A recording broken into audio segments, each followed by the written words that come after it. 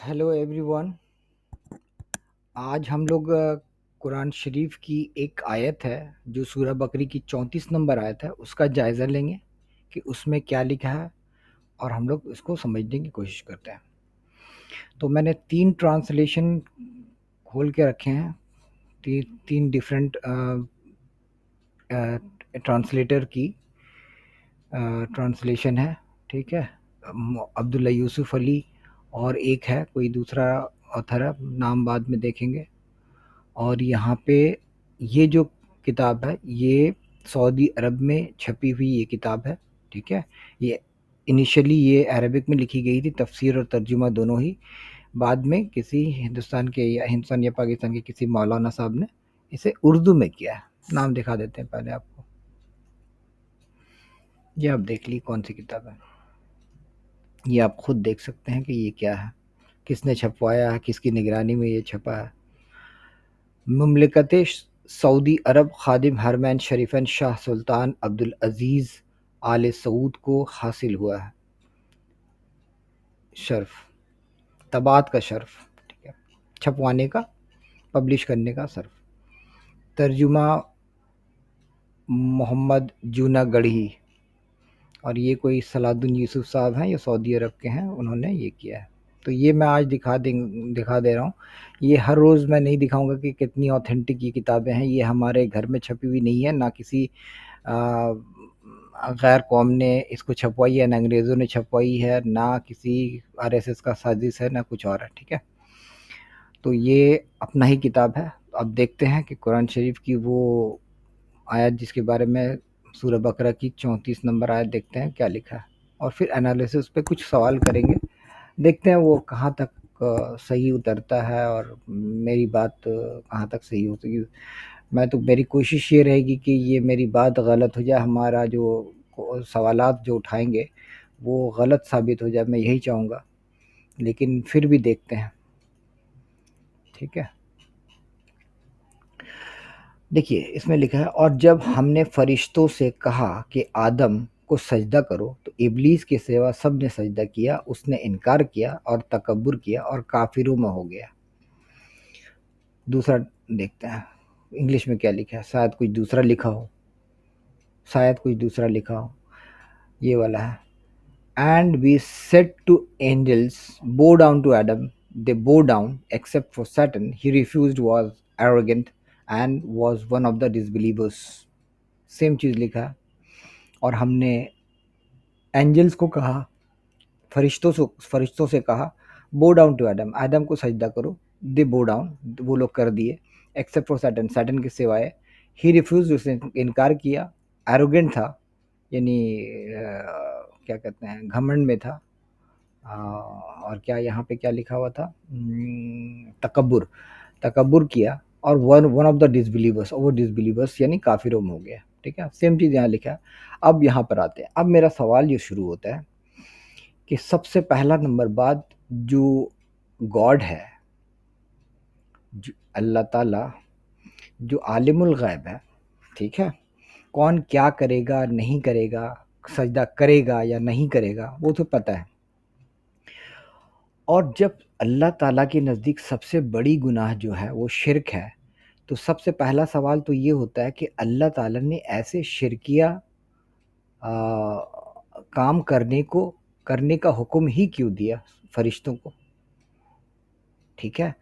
और अगर वो शिरक इतना इतना ही बुरा फेल है, तो इब्लीस ने जब नहीं किया तो उसने तो बहुत अच्छा किया कि वो तौहीद पे कायम रहा।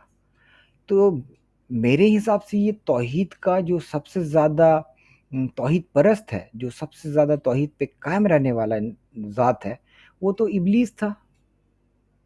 इसमें तो कोई बुरा मानने वाली बात नहीं। इसको मलऊन कह के इसको अपने दरबार से निकाल देना, या उसको रसुआ करना, या उससे दुश्मनी करना, उसको जलील करना, तो ये तो गलत बात है, क्योंकि वो तो सिर्फ अल्लाह की नाफरमानी सिर्फ इसलिए किया कि वो शिर्क नहीं करना चाहता था।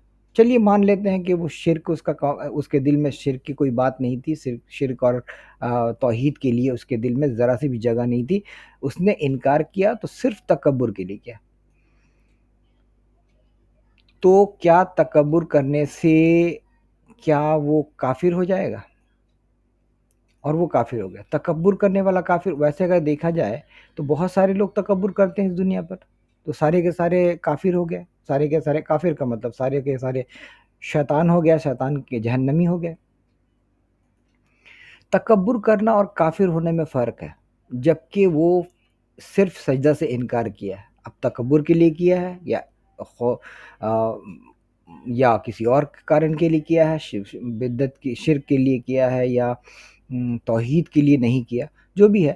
تو لیکن اللہ نے فرمایا کہ اس نے تکبر کیا. ٹھیک ہے، اگر تکبر کیا اور توحید پہ قائم رہا تو بھی انعام ملنی چاہیے کہ تکبر کیا ٹھیک ہے لیکن توحید پہ تو قائم تھا.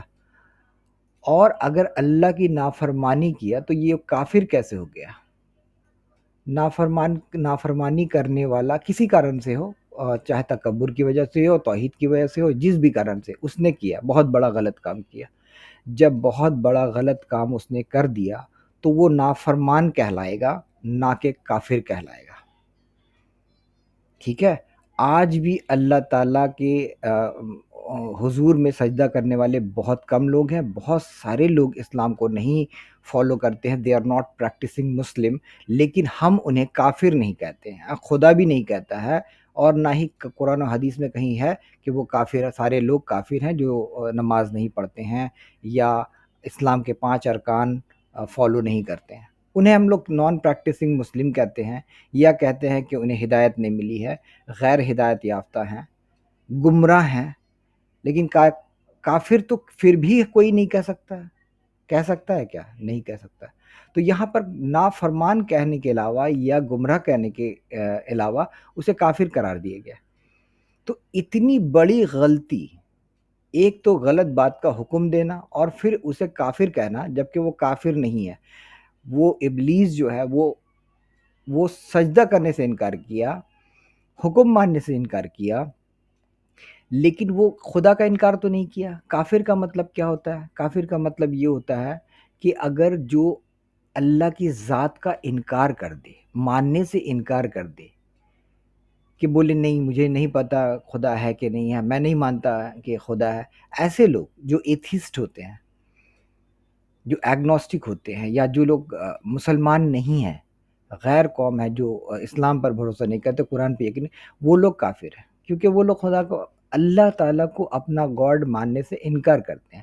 بہت سارے دوسرے دیوی دیوتا کی پوجا کرتے ہیں. کچھ تو بالکل نہیں کرتے ہیں کیونکہ وہ لوگ ناستک ہیں، وہ لوگ ایتھیسٹ ہیں، ایگنوسٹک ہیں، وہ لوگ بالکل نہیں مانتے ہیں. تو وہ کہلاتے ہیں کافر. لیکن یہاں پر ابلیس جو ہے وہ تو مخاطب ہے، خدا سے مخاطب ہے. خدا ابلیس سے مخاطب ہے. جب مخاطب ہو رہا ہے تو وہ جان رہا ہے کہ کوئی خدا کی ذات ہے یا نہیں ہے، اچھے سے جان رہا ہے کیونکہ وہ تو مخاطب ہے. اب مخاطب ہے تو اچھے سے جان رہا ہے، تو انکار تو نہیں کر رہا ہے وہ کہ بھائی میں نہیں مانتا کہ خدا بول کے کوئی چیز ہے. ایسا تو اس نے کہا نہیں. وہ مخاطب بھی ہے خدا سے اور بول رہا کہ میں نہیں سجدہ کروں گا کیونکہ میری مرضی، میں نے تکبر کیا یا میں توحید پہ قائم رہنا چاہتا ہوں، جو بھی اس نے کہا. کافر تو نہیں ہوا. اب آپ پہ فیصلہ چھوڑتے ہیں کہ یہ جو قرآن کی آیت ہے یہ کیا صحیح ہے، اور اگر صحیح نہیں ہے تو یہ کیا گاڈ کی طرف سے، جو خالق کائنات ہے، جو عالم الغیب ہے، جو ہر چیز پر قادر ہے، وہ ایسی غلطی کرے گا؟ اور ایسی غلطی والی کتاب کو ہمارے سامنے تا قیامت تک یہ پیش کرے گا کہ ایسے کتاب کو لے کر کے آپ اپنا رہنما بنائیں، اس میں سے آپ اپنے زندگی کے مسائل نکالیں اور انصاف کریں اسی کتاب کے بیسس پہ. فیصلہ آپ پہ چھوڑتے ہیں. ملتے ہیں نیکسٹ ویڈیو میں.